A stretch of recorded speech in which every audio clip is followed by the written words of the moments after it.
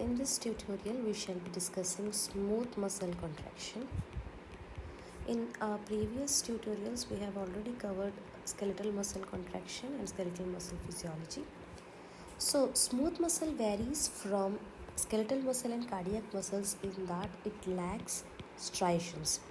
The reason it lacks striations is that the thin and thick filament of smooth muscles are not arranged in sarcomeres. The smooth muscle cells are present in GIT, bladder, ureter, uterus, eyes, etc. The function of smooth muscle basically can be divided into propulsion and maintaining of tension. By propulsion, we can give an example like the passage of urine in the ureter, and the tension is the vasoconstriction the smooth muscle creates on the smooth muscle vasoconstriction, and the pressure creates in the blood vessels. That is the tension function. Now, smooth muscles can be physiologically divided into unitary smooth muscles and multi-unit smooth muscles. The unitary smooth muscles, they act as a single unit, and they have gap junctions which allow the passage of electric current as signals. The multi-unit smooth muscles, they are present in the lens of the eyes, ciliary muscles of the eyes, and the vas deferens. Now, in this kind of multi-unit smooth muscles, each muscle fiber acts as a separate unit. The unitary smooth muscles are the common smooth muscles. They are found in the GIT, the uterus, the bladder, the ureter, and so on. Now, the smooth muscle contraction varies from skeletal muscle contraction in certain ways. In skeletal muscle contraction, the binding of myosin to actin happened when actin was bound to troponin C. Calcium was bound to troponin C. When we contrast it with smooth muscle, the myosin binds to actin and causes smooth muscle contraction when calcium binds to a protein called calmodulin. So let us discuss in detail the process of smooth muscle contraction. Now, basically, any muscle that contracts needs calcium, and we know that calcium is basically an extracellular cation. So, by certain mechanisms, the calcium has to be brought into the intracellular space. Now, how does this happen in smooth muscles? It happens in three ways. First of all, we can have depolarization, and this will open up the voltage gated calcium channels. Secondly, hormones can bind to ligand gated calcium channels,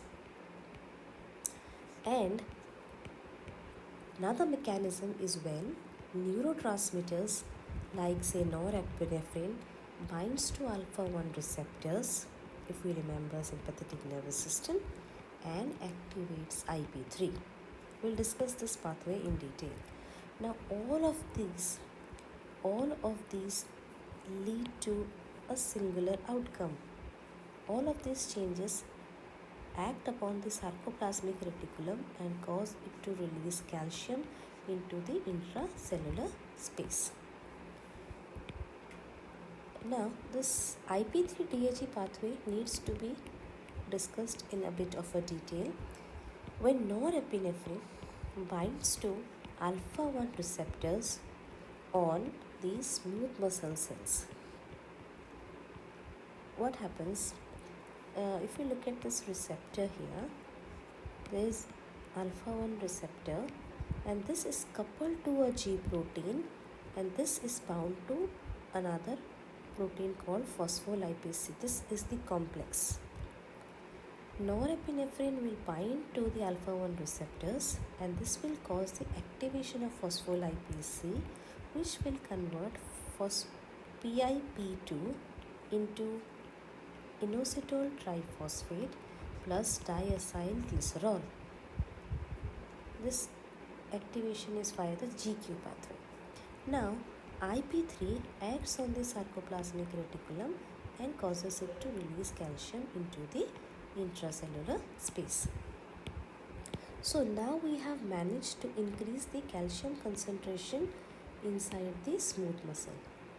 After that, what happens? This calcium binds to a protein called calmodulin. And this complex, calcium calmodulin complex, it activates a protein called myosin light chain kinase. And like any kinase protein, this myosin light chain kinase, it phosphorylates myosin. So that now myosin can bind to actin and there is cross bridge cycling or the process of contraction, just like it happened in skeletal muscles. Now, this calcium calmodulin complex has two functions. One that we already discussed, it activates myosin light chain kinase. That is the heavy chain. Now, it also binds to certain protein of light chain and it causes those proteins to be phosphorylated. And once those proteins are phosphorylated, it causes the activation of myosin ATPase. Basically, in a relaxed state, what happens? These light chain proteins, they inactivate myosin ATPase.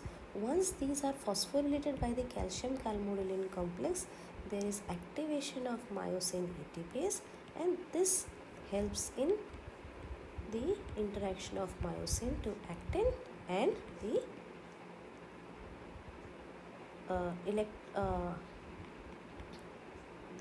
excitation, contraction, coupling or contraction happens. Now, once the action potential or the depolarization or the hormonal signal is lost, the muscle must relax. Now, for the muscle to relax, the calcium now must go inside the sarcoplasmic reticulum so that the intracellular calcium concentration decreases. Now, this can happen again in three ways. First of all, there can be hyperpolarization of the voltage gated calcium channels. Secondly, cyclic AMP and cyclic GMP, they can bind to ligand gated calcium channel and cause the entry of calcium back into the sarcoplasmic reticulum. Third, we can decrease the production of IP3 and that will also decrease the release of calcium from sarcoplasmic reticulum. Now, by these three methods, we can reduce calcium concentration within smooth muscles and that leads to smooth muscle relaxation. So this is in summary the way smooth muscle contraction and relaxation happens and how it can be contrasted and compared to skeletal muscle contraction. In the next tutorial, I propose to discuss regarding various transport mechanisms across the cell membranes. Thank you.